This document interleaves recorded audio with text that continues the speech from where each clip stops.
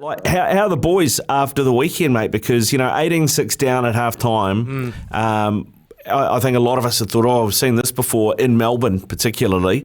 But the way they came back and led that game, it was just superb. What was said in the sheds at half time, and how are they feeling now?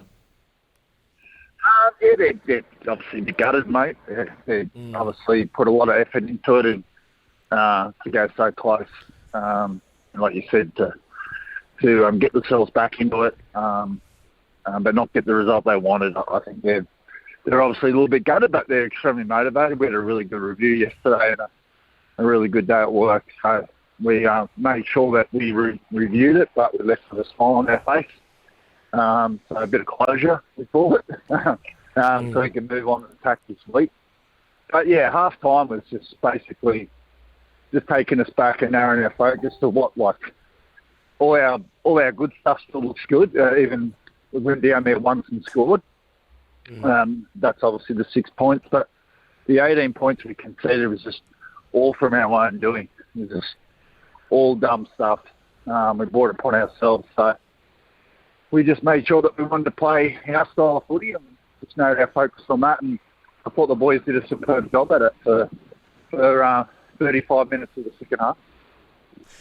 Frustration would have been easy to creep in, Webby, particularly when, Montoya got held up, probably should have scored that. Potentially was a try, frustration could have crept in. Yeah, a little bit of concern out there amongst the players. Who really stood up in terms of those moments to allow you to get back into this game? That was probably the most polished second half I've seen, like you alluded to, for 35 minutes.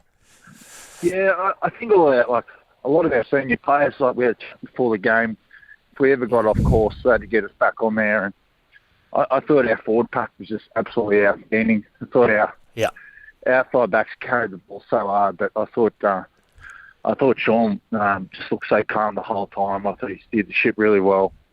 I thought he was asking constant questions of the opposition without overdoing it or overplaying.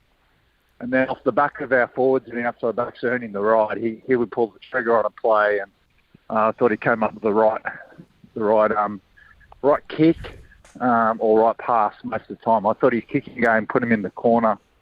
We just absolutely strangled him and put him under pressure, and then you start seeing Storm making mistakes that they don't normally mistake just from the back of our pressure. So I think certainly our leaders, and I thought Sean had a big part to play in that. It's interesting you say that, because we did tell people that you were coming on, Webby, and asked them to text her if they had a question. And Richard had this question. He said, I'm loving the ride, Webby, but a question on Sean's kicking following the fifth tackle. A lot of them go uncontested because they don't look like they're high enough. Is this a tactic because of field position, or is it something it's a work on for him? No. It's Sean's putting them where we want them. It's everyone, I think, commentators, I hear everyone talk about it. That's an uncontested kick again there. We just want to make sure that Xavier Coates particularly, he's very good in the air. We just wanted to get him standing still because he's such a strong carrier of the football. So we literally wanted him to obviously go up, catch the ball, and as he lands, us hit him. And if we can, drag him back. And we actually forced an error out of him doing that, and we scored on the next play.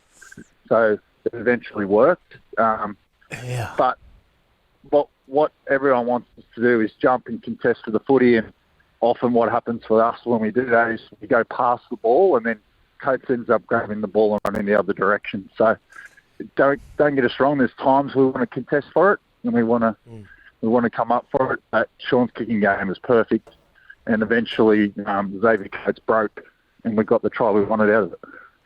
Oh, that makes sense, actually, because I was thinking the same. Like, why don't we put it up higher to allow chasers to get up? But then you flip it around. It gives the catcher less time to get set and less time for the blockers to get in place, and it actually creates a little bit of contest. It has to be perfectly done, and we saw what it was capable of doing, particularly when RTS got up, and we know how competitive he is in the air, and then obviously Jackson Ford finishes off a great try. Mate, your edge attack, week one, was probably not where it was meant to be. What adjustments did you make to going into week two when you scored two outstanding tries off the same play on either sides?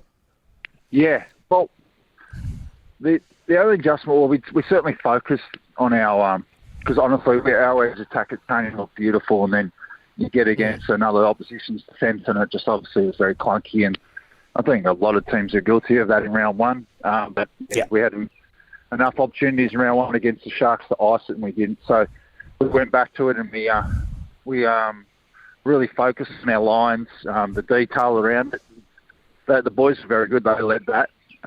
But the other one was too, we didn't play our style, so we didn't get ourselves into the points on the field we wanted to put on our best plays in week one. We were probably trying to score off every play because we were feeling so good about our footy. Instead of just simplifying it, getting to the points of the field we're good at, and then throw our best play at the opposition. And I think you saw the opposition know that play is coming, but they don't know how to stop it. So I'm sure they're going to work it out sooner or later, and then we'll have another variation when they do that. But right now, we just need to simplify it, get to our points, and then you saw how effective it was. Never change a winning product. I'm pretty sure I saw that last year, and I remember another option was you hit Rocco Berry on that short ball, and he went through a ton of times. So there's different options that work wonders. What about RTS? Probably signs of what he is capable of doing. His most polished performance into week 2, and he put out a pretty impressive performance. But alongside a guy, Tane Tuaupiki. Week 1, I was a little bit concerned. Week 2, mate, questions closed. He was outstanding. Yeah, no, I mean, I think Roger's finding his feet. But we're finding our feet with that role too. We don't want it to be a conventional centre play from Rog. We want it to look a little bit different. And we're still working that out. And I'm sure in 6 or 7 weeks, we know how it looks on paper. We know how we want to do it. But then how does it look in the flow of the game once they're out there? So I think we're helping Roger with that at times. I think he's working out that. But you saw when he got the ball, just the impact he had. And I thought he went after the game, particularly in the second half. And he was a huge factor for us. Tane Tuaupiki, he's a little beauty. He's a little pinball. He can bounce off him. Size is not a factor for Tane. Everyone looks at him and gets worried. But I thought his resilience on the weekend, where he put himself positionally, and just how often he returned the ball and get himself out of the goal. Yeah, I thought he was that first play. Yeah, I agree. That first play to get himself out of that little danger zone, that just set him up perfectly, didn't it? Yeah, I agree. Gave him confidence and gave all the boys confidence too. It was awesome. Now, we've had a few injuries, obviously, early on, Webby, and one of those, I guess, one that people are most focused on at the moment is Wade Egan. How is the elbow? You obviously named him to start initially last week, but then he wasn't able to. How far away is he? Is it just ligament damage in that elbow that you're waiting to heal up? Yeah, it's an old injury, but he's redone it. So, and it's very sore.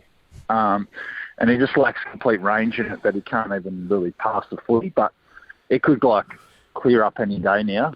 That range back and feel really good about passing and tackling. So until he does that, he won't be able to play. But we're obviously going to name him probably. Well, I'll have a chat to him today to find out. We'll name him and we'll probably give him up until kick-off. But with it being a Friday game, we don't have much time to mess around. So, yeah, it's literally not. It's a week-to-week proposition at the moment. It's not like he's out for 3 or 4 weeks and it's black and white. We've just got to play it by ear. Yeah, it'd be good to get Wado back. But in saying that, Freddie Lussick, I thought, played extremely well on the weekend. And obviously you've re-signed him for 2 years. Was that an easy decision? Yeah. No, I thought Freddie played tough. That was it was going to be one of those games where it wasn't going to be flashy. And Freddie needed to play tough, and I thought he did extremely well. And he's a no-nonsense guy, Freddie. He doesn't complain about anything. He gets on with his job, and he cares about the team result first, and he's perfect for what we need at our club. So, no, we're really glad that he's re-signed. Hey, Webby, I posed a question to one of my good friends who's die-hard Waz, up the Waz, all day, every day, win, lose, anything. He absolutely loves it. I said to him, mate, we've got Webby on tomorrow. We got any questions for him? And he said, oh, no, okay. And he got scared. I couldn't believe it. But he flicked through a couple of messages last night in terms of questioning. He said to me he'd love to know CHT's best position. Chanel Harris-Tavita. I'd love to see him play as a utility bench role backup hooker. And he came on for hooker on the weekend. Yeah.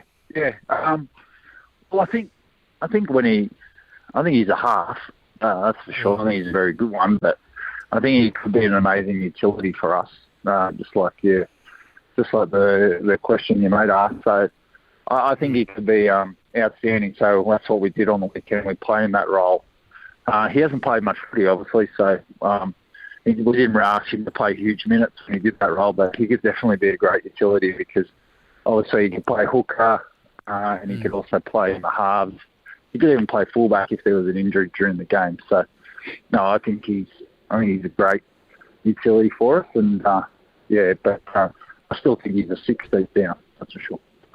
Beautiful. And last one, how are you managing the headspace of the players, given there has been so much talk inside and outside of the camp over pre-season about this being their best shot at winning the comp before AFB and SJ maybe move on, especially after 2 losses?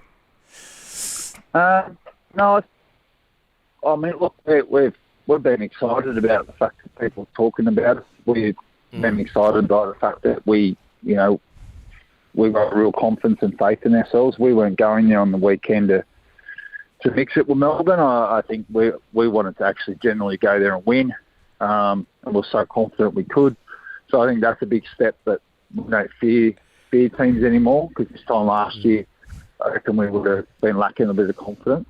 I think you'd even see at 18-6 that the boys were confident if they got their game on that they could drag it back and get what they want out of it. So the boys' minds and how hard they're working, I think, has been excellent. We haven't got the results we want, but we're certainly trending in the right direction, I reckon. And you're trending down south this weekend, and it hasn't been a place that has been happy hunting, in particular with the rugby team here in Christchurch. So you're going to head south Friday night. No matter where you go, you have supporters.